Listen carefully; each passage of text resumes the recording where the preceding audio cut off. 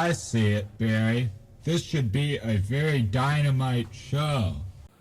Greetings, everyone, and welcome to another edition of In Studio. I'm your host, Ted Perch, and today I am delighted to have David Kutcher as my guest, and we are talking about his work with his gallery with Japanese woodblock prints. Woodblock prints. Woodblock prints.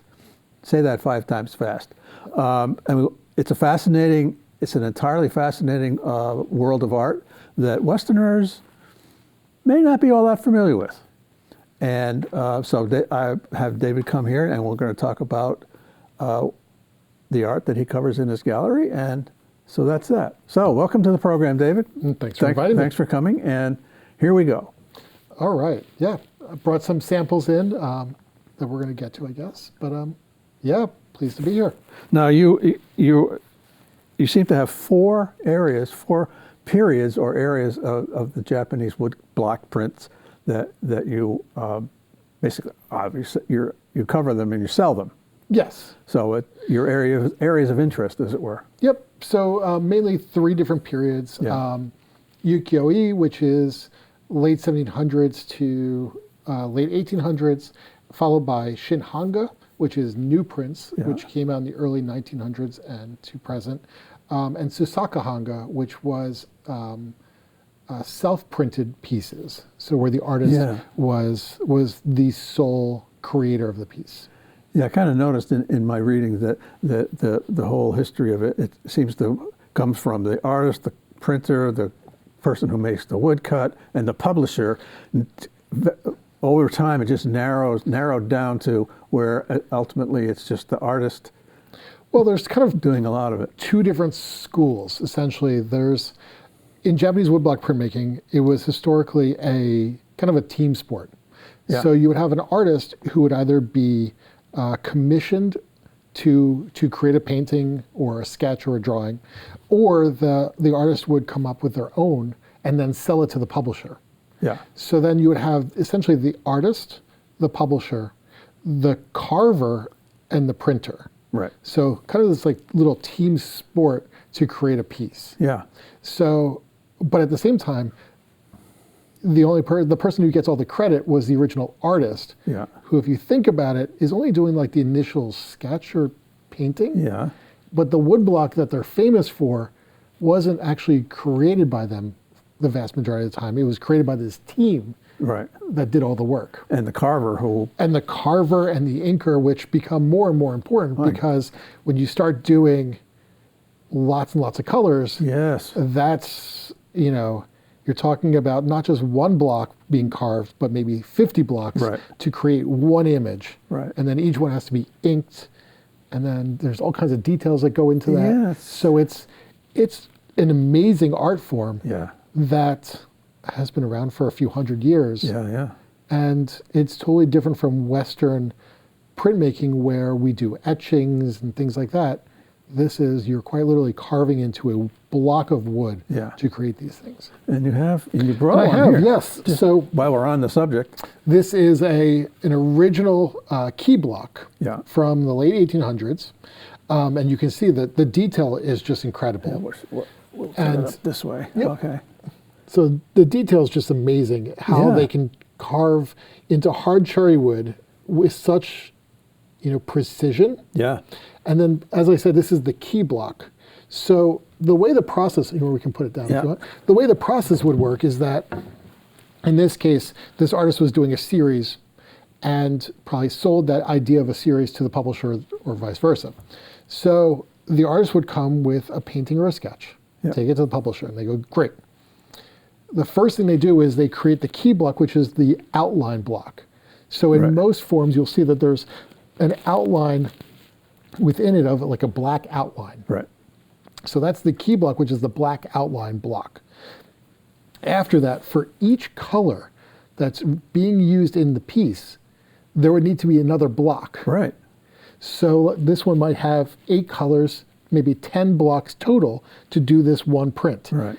So not only do you have to carve a block for each color separately, but then the printer has to make sure they all align. Yes. which is called the registry. So they all have to perfectly align. Otherwise, you're going to have like the yellows offset. And it's Yeah. going to look like, I don't know, back in the day, like a TV that's out of tune, out of yeah. focus or out of tune. Yeah, yeah. So, and as it gets later and later, I have pieces that might have been 50 or 60 blocks. Yeah. And to get them to look perfect every time for a run of 300 in an edition Yeah, is an endeavor. Yes. So the original art is a big deal, Yeah. but the act of creating the prints is also a big deal. a big deal. Yeah, yeah. Yeah. And very meticulous and exact, like you're saying, very meticulous, exacting to the nth degree. And being able to repeat it, especially when you start doing fading and things Yeah. like that, getting that to look consistent, Yeah. it's mind-blowing. And it was all done manually, Yeah. especially in ukiyo-e. Ukiyo-e, yep. So without From the printing presses. 1600s to the early Yeah. the 19th century, there was no technology other than eye and hand.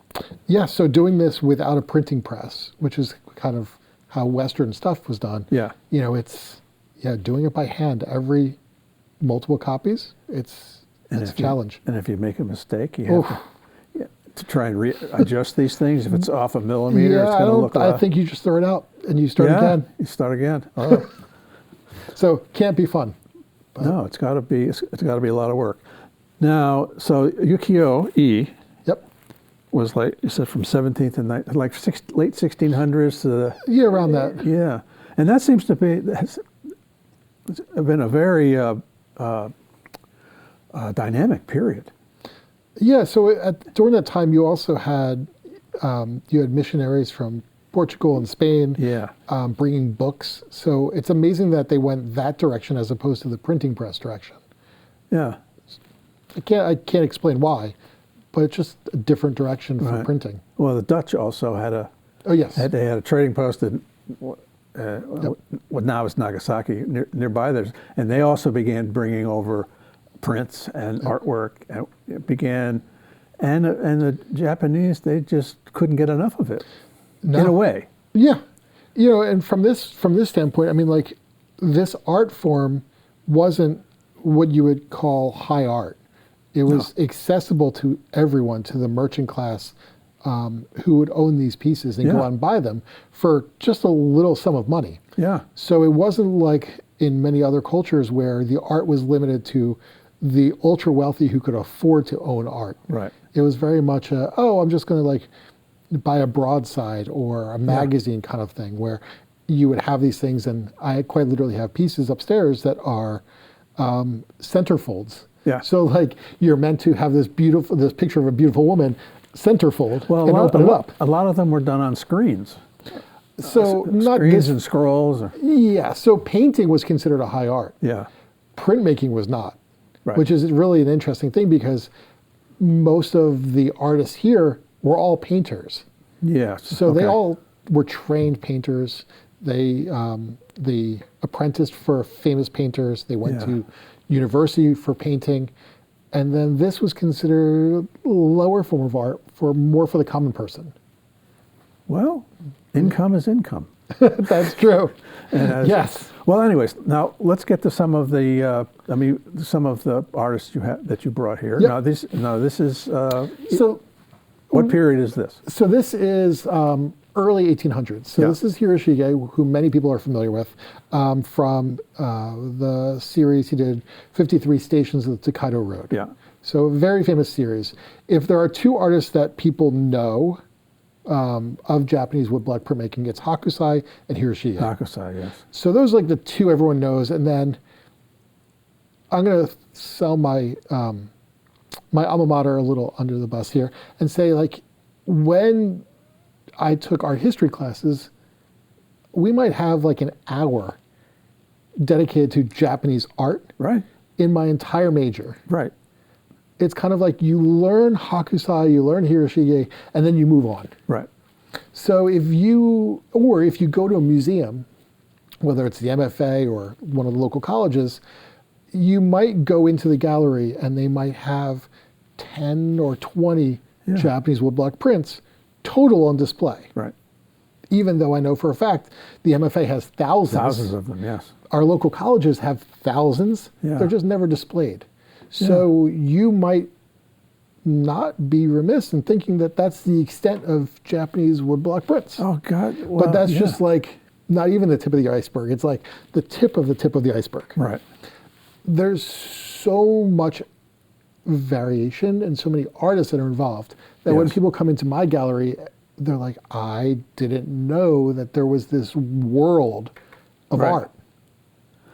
Well, it's like in Western art, there's a world of art. Yes. Of course, we're more familiar with certain names because we live here in the West. Right. And we don't live in Japan, or we don't live in, Islamic art is essentially unknown to us for the same reason, is that Right. we're Eurocentric in a lot of ways. So, And yet, at the same time, this art influenced so many of the artists that we are familiar with. yeah. So I have two books upstairs in my gallery that were the original exhibition books for this 1860s exhibition of Japanese art that was held in France. Yeah. And it was the biggest exhibition of Japanese art in the West ever at the time. Those same books from the same show, are in the Vincent van Gogh Museum in France. yeah. Because he and many of his colleagues, who were all the Impressionists, went to that show and were blown away. Wow, yes, yes. And it informed so many Yeah. of their artistic paths after that. Yeah. So I know some people might be familiar with the Vincent van Gogh show that was recently traveling, where they were saying, like, they brought in the wave from Hakusai and said, like, look at Starry Night. There's Hakusai's waveforms. Yeah. Or look at these other pieces, and you can see the inspiration Yeah. from these woodblock prints. So even at his at the museum for Yeah. Van Gogh, you can see his woodblock print collection. Yeah. And the way that they learned about these woodblock prints was all this pottery was being sent over from Japan to France, and to fill the boxes as wrapping paper They put the prints were in. these. Oh, Yeah, yeah. because this was just cheap art, Yeah. remember? So they were using this as wrapping paper to send pottery Right. to France. And they were opening it and going, what What? is this amazing stuff? Oh my God, yes. And that's how all of this kind of caught on in the West, Yeah. was wrapping paper. Yeah. Well, hey, But it informed, gets here one way or another. it informed Cezanne, it informed Yeah, Van Gogh, that's right. it informed Picasso. So all these artists that we're familiar with as Western artists were all inspired by Japanese art. Right. And that's a theme that probably should be emphasized a little more, or at least should. I mean, gives it's us there. it gives us a foothold into Yeah. understanding it, Yeah. because once you see that, you can't unsee it. Right. But it's also, it doesn't feel as disjointed Right. from what we know as art Yeah. when you start seeing those parts to it. Yeah. Yeah. So this is This is we your get back issue to again the from collection here. 1830s, 1840s. Yeah. This is a Kunisada from 1840s. And I love this just because the detailing in the colors and the richness of it is just it's outstanding. amazing, and the colors And the color. have lasted. Yeah, so usually yellows and greens are the first to go, because when they get hit by light, they'll turn to like a turquoise teal color. Yeah. So finding pieces from the 1870s with green and yellow is like, you So feel then- like you struck gold. So they must have been stored carefully, or Yeah, not or- displayed very often, or whatever. Oftentimes they're more accidentally stored carefully Yeah. than actually stored carefully. This piece I brought down, it's a Kuniyoshi piece from 1860s, but it's fun in my view because it's actually, the Japanese combine the story of Odysseus, the story of Odysseus with their own traditions. So this is actually Odysseus, the Japanese version, Yeah. as he comes home and he's pulling on his mighty bow. Yeah. And then yeah. they're like, oh my goodness, it's Odysseus, but the Japanese version. right. And there's a whole series of these pieces they're one of my favorites. Yeah. Yeah. This is a classic of the 47 Ronin series, which people might be familiar with in modern culture. 47 Ronin, was a film. Correct. Yeah. Was it Robert De Niro? Or? I don't remember, but don't remember. there was also a weird remake recently with Keanu Reeves. Yeah, of all people. yeah. But yeah, so this is a series from of the 47 Ronin by Kuniyoshi. Also, Now the text describes this one samurai. Yeah. It tells the story of the one samurai, and then I have 24 of the other 47. Wow. So this is skipping ahead. Yep. This is from the 1930s. One of the most famous of the modern Japanese printmakers is Hasui, who did amazing landscapes for a publisher called Watanabe. Incredibly sought after these days. Yeah. He did a lot that was pre-World War II and then post-World War II. But this was when Japan was battling with modernizing. Yeah. And there were essentially like a schism in Japanese society of those who want to hold on to traditional values versus modern values. Right. And Watanabe was a modernist, was a traditionalist, but he also was a great marketer. Sure. So most of these were done for export. Yeah. Because he knew that there was a giant European and American market who loved and fell in love with Japanese-me, which was like the whole Japanese culture, but from afar. Right. So he was talking up traditional Japanese looks and feels, Yeah. and feelings of solitude and quiet and what we would consider Zen feelings. Yeah. So a lot of his have this like quiet beauty throughout them. And as I've read, that Japanese art really makes an emphasis on, oh no, this is like darkness. Mm-hmm. Lots of night scenes, Night lots of scenes, rain yes. scenes, Yeah. lots of like, the people are limited to this little piece of warmth. Yeah. So like in his work especially, because like I said, it was very much done for export, Right. you'll see the minimizing of the human influence, but just a little bit Yeah. to kind of show you like the hugeness of the Nature. world around you. Yes. Well, once again, from what I read real quickly, was that Japanese art in general has been hugely influenced by spirituality, Very Buddhism, much so. Yep. Zen, and the interplay between spirit and nature. Yes. Or the spirit in nature, and so forth, and how that the interplay affects us and how we are a part of that. And trying to find those moments with nature. Yeah. There's a yeah. lot of finding the moments with nature. throughout these. Absolutely, yeah. Now you have the people in here that are safe and warm. Yep. And they're in the light, and that's the only warmth that you'll see in the entire Yeah. piece has to do with them and the reflection of them. yeah. So in this great big dark world, Yeah. it's not raining here, but Not in this one. in this great big dark cold world, you're inside in the warmth, and it gives you that Yeah. And you get sucked into these you pieces. get sucked into You that. get sucked in all the time. Absolutely. Yep. Well, good. That's what we like. Exactly. Another one, this is by Shinsui Ito, who, getting back to Watanabe, the publisher, when I said he was a great marketer, when he created the movement Shinhanga, when he created his publishing studio, he basically went out and found specific artists to fill specific niches.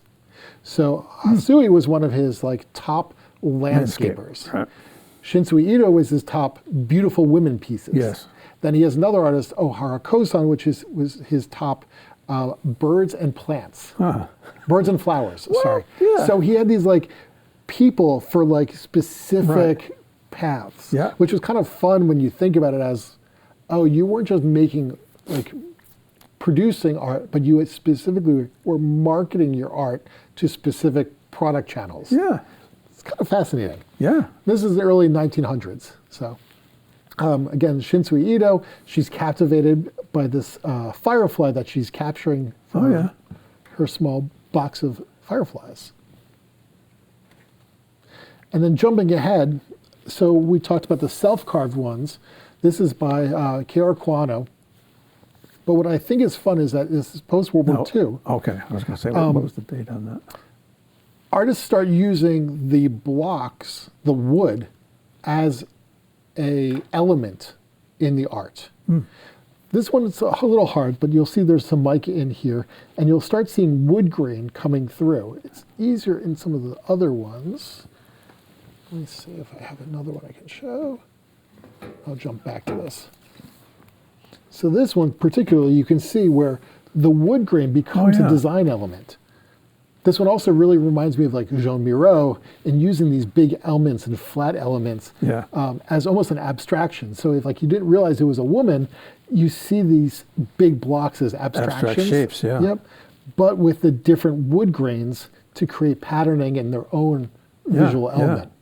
That's very inspired to do that, because otherwise, you could say it was just some sort of patterning there without really, unless you really stop to think, oh, that's wood grain. But it goes back to the originals, where part of the way that we identify whether something is a first edition or a later edition or a knockoff is we start looking for wood grains in the backgrounds. So as they come through really lightly, we can compare. And so if, let's say, I'm not sure if this is an original, I'll pull up the copy at the MFA and I'll look for their wood grain in their background and just make sure that mine conforms to what they have in theirs. So the presence of wood grain would mean?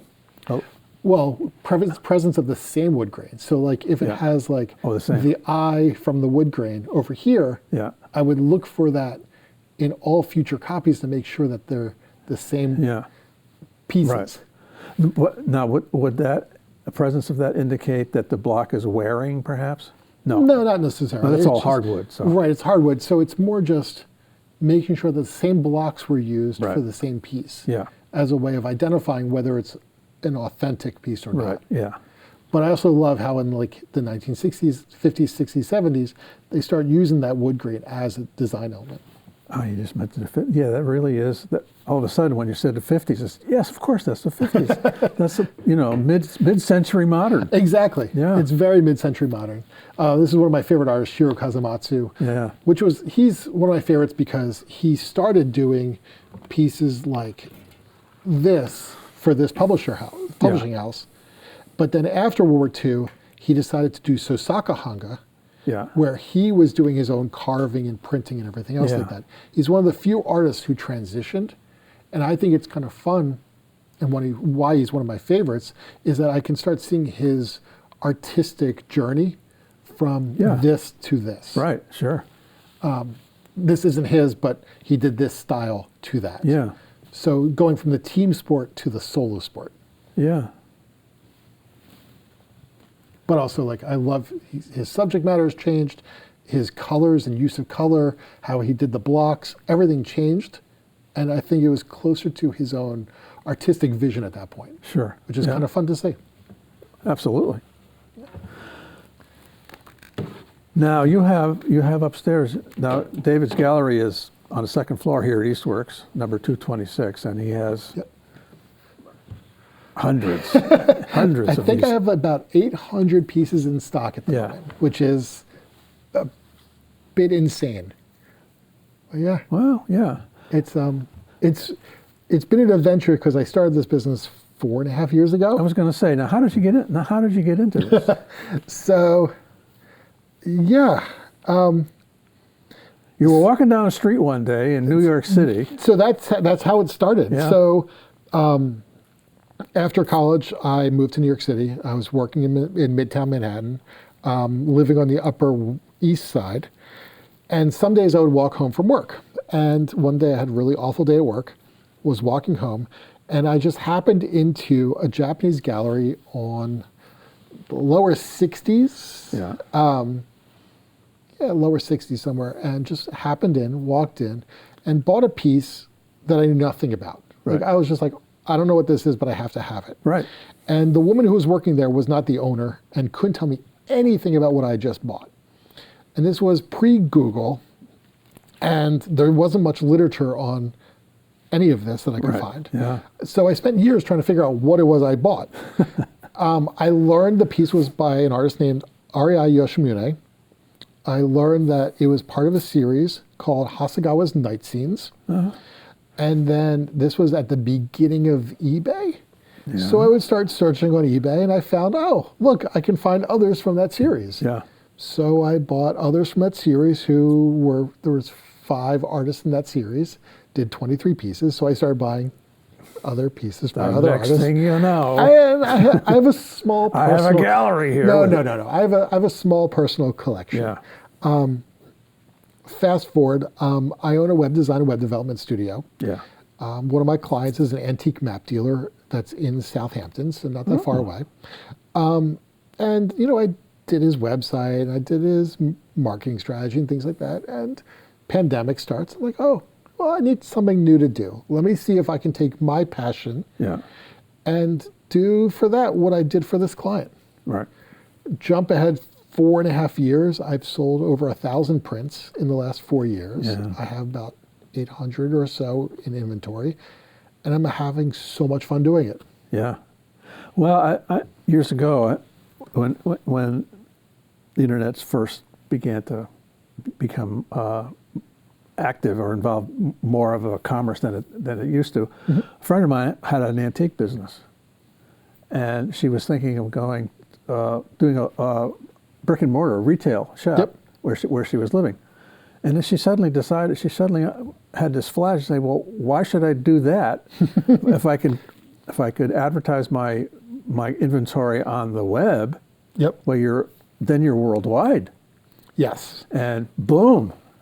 So it's an interesting paradigm because most of I would say 99% of my business is national and international, not local. Right.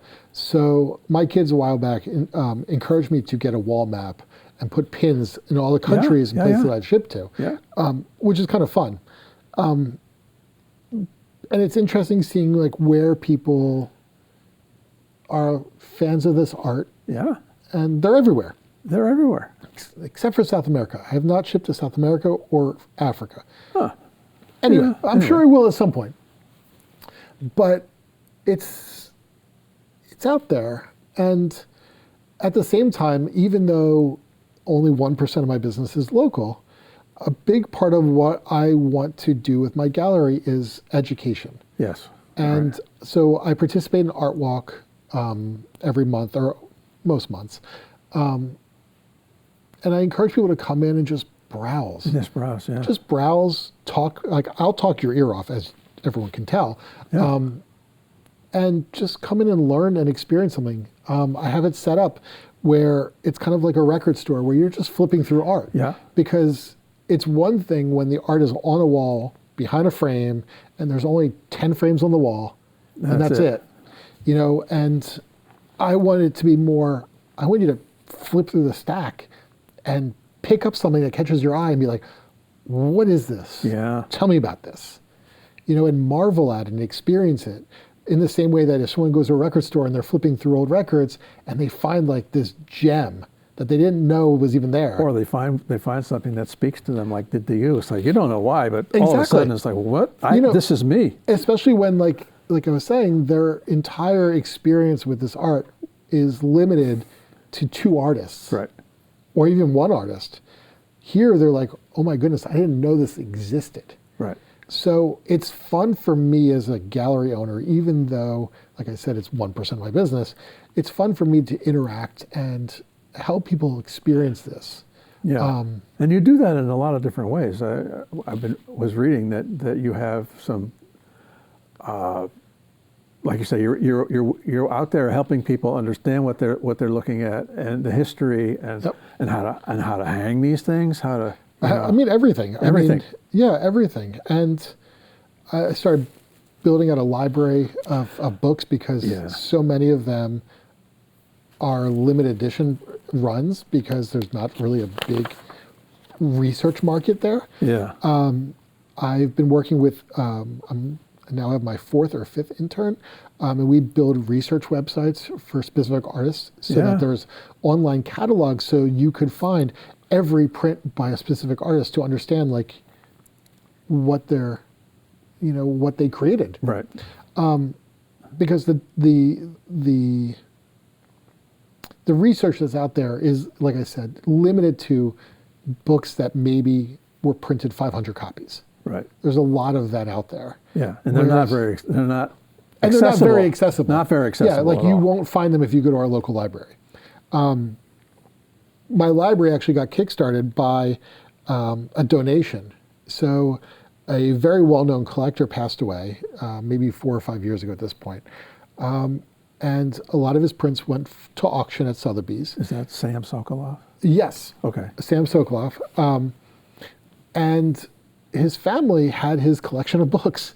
And they're like, we don't know what to do with them. They're too heavy to ship. And had put on a Facebook group that I was in. Yeah. I said, hey, I'll drive down. You're only in Brooklyn. Right. And I'll take them. They're like, okay, so it's like 1,000 pounds of books. Yeah. I was like, okay, I think my Subaru can hold that. So, they had it all boxed up in banker boxes. I pull up. We brought all the boxes down. My Subaru was riding really low. Groaning. I was driving very slow in the Merit back home because any pothole I would have bottomed out. Yeah. And in there was, like I said, that amazing catalog from the 1860s in French, along with just an amazing assortment of books on the subject. Yeah.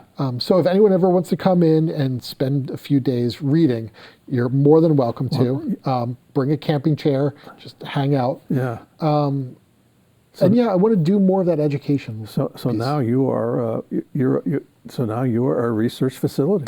I'm working to become a research facility. Yeah. I want to become a research facility. Like I said, there's people don't get enough opportunity to experience this art and interact That's right. with it. We don't. So I try to make it as accessible as possible. Yes, I remember one time I came to your gallery to talk about this, and I remember saying, and I remember myself saying, I don't get all this. I mean, I see this, and it seems it's foreign to me. Yeah. The style, it's just so foreign to me because I'm not exposed to it very often.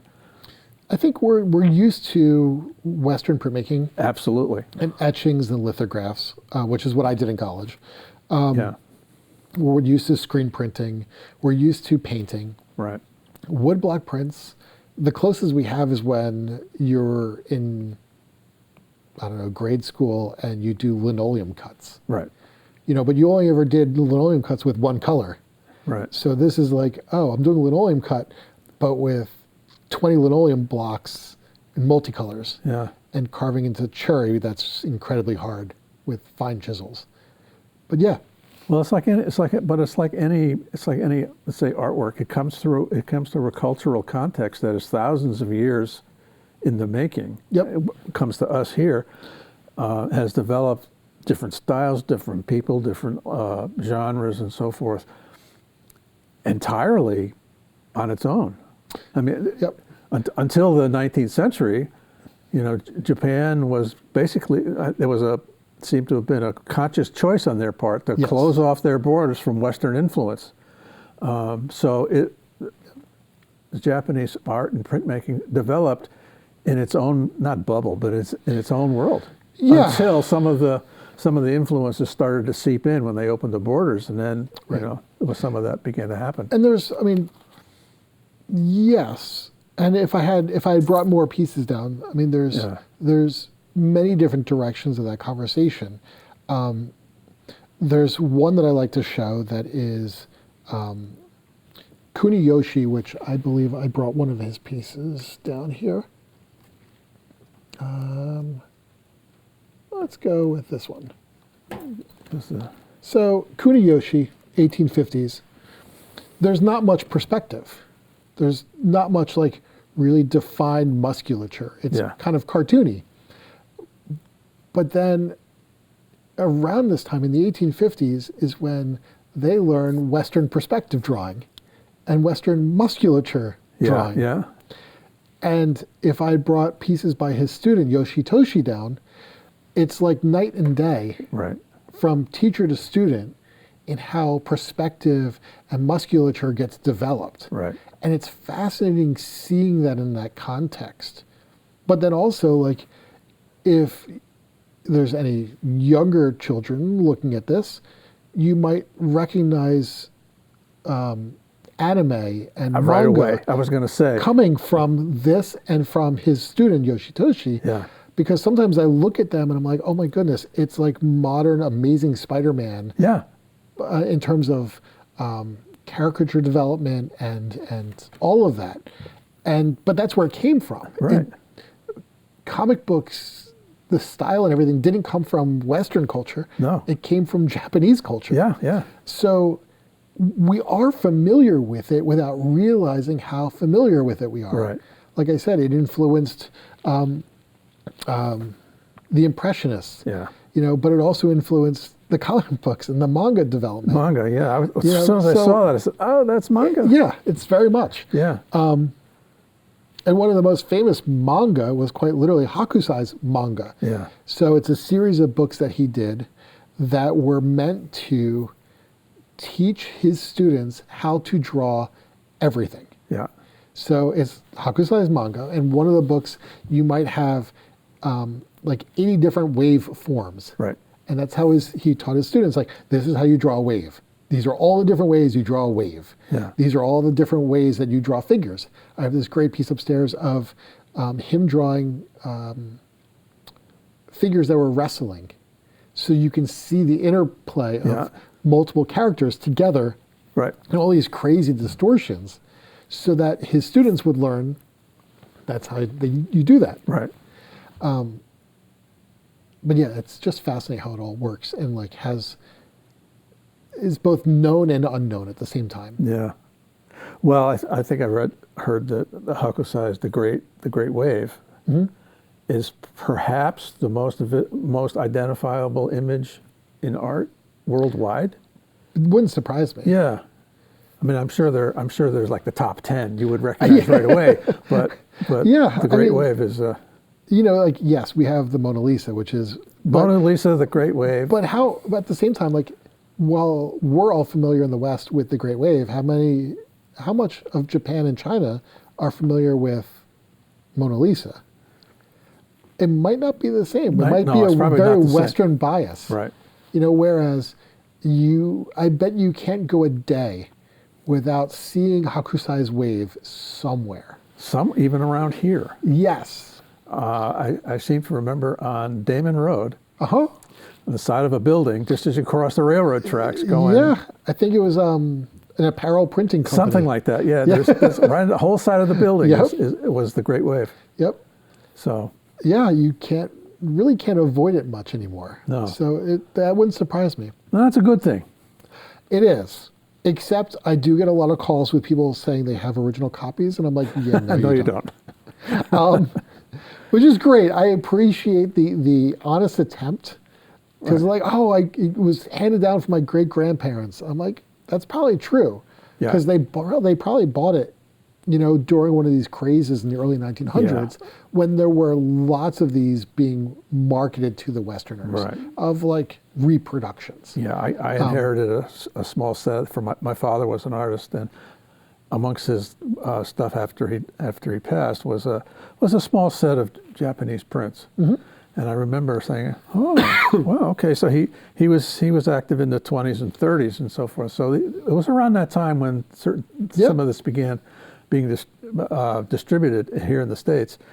And as it happened, Antiques Roadshow was You're not going to tell down me at you were at Mohegan Sun, I Antique think, Roadshow. or one of the casinos down there. So I brought them down there just to see, well, I found these. What are they? Yeah. And he said, no, they're not original. They're just those mass-produced prints around that time. Yeah. Yeah, they're nice to look at, but they're not worth anything. And I wasn't expecting they were. I just wanted to identify them as, are these real, or are they just, like you said, mass-produced but there's wrapping paper? Well, there's a lot of real out there too. Yeah. So, I mean, on a daily basis, I get email inquiries, phone calls, text messages of people saying, I got this out of my grandparents' estate. Right. It's been in my attic. Is it worth anything, and can I sell it to you? Right. And that's where the vast majority of my pieces come from. Sure. Is people quite literally bringing it out of their attic. And that's a great thing for me. And over time, a lot of original prints found their way east, as it were. Very inexpensively, too. Yeah. I mean, there's a lot of really good art there that people bought for very little. small amounts of money. Yeah. There were importers that would sell it for 40 cents a piece. Yeah. So in the 1920s, you could buy this for 40 or 50 cents. Yeah. And hopefully you took care of it, because like I said, like this one's very well taken care of. Yeah. But yeah, there's some good stuff out there. Yes, there is, and you are a focus for this. So, anyways, thanks, David, for coming in and talking My about pleasure. the most tippiest tip of the iceberg of Japanese art. You can learn more. David's gallery is 226 here at Eastworks. I'll put the hours and so forth on there, but it's a by appointment only. It's mostly by appointment, just because I'm in there doing work. Right. And you don't want to be I disrupted. want to give a heads up to my dog who comes to my office. Yes, with me your every day. dog. Yes. Yes. Met your dog several She's times. very friendly, but it's good to give her warning. Right. But yeah, so the door might be closed, but people are encouraged to call or Yeah. text and say, "Hey, can I come in?" Right, and the gallery is called Moonlit Sea. Moonlit Sea. Moonlit Sea Prints. Moonlit Sea Prints. Moonlit Sea Prints. And It's actually named after one of my favorite pieces. So Moonlit Sea. You didn't bring it. I don't have a good copy at the moment that's not framed. well, so it's from that original series, Hasegawa's Night Scene. So that's what it's named Okay, after. well, Yep. maybe we can dig it up and I can Yes. put there on the tape. But I'll have all that information on the credits to the program so that you'll be able to contact David if you're interested. And at the next art walk, which is coming up in a few weeks after Christmas. I think no, there won't I be think one. not until February. Not until probably. February. That's right. Yep. But anyways, if you're here at Eastworks, you can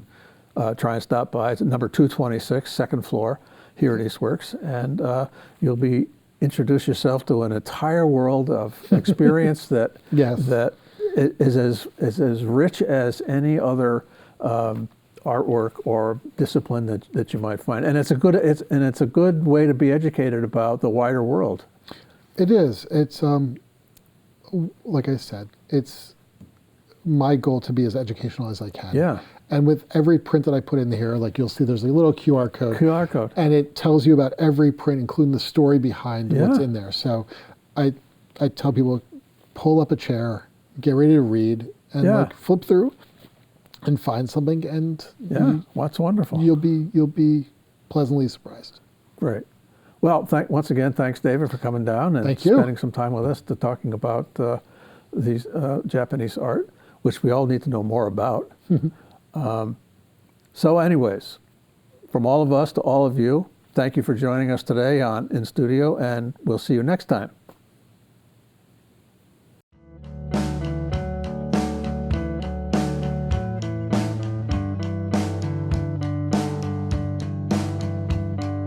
Open your eyes, here comes a bigger part. I'm seeking to find the answers are easy to read.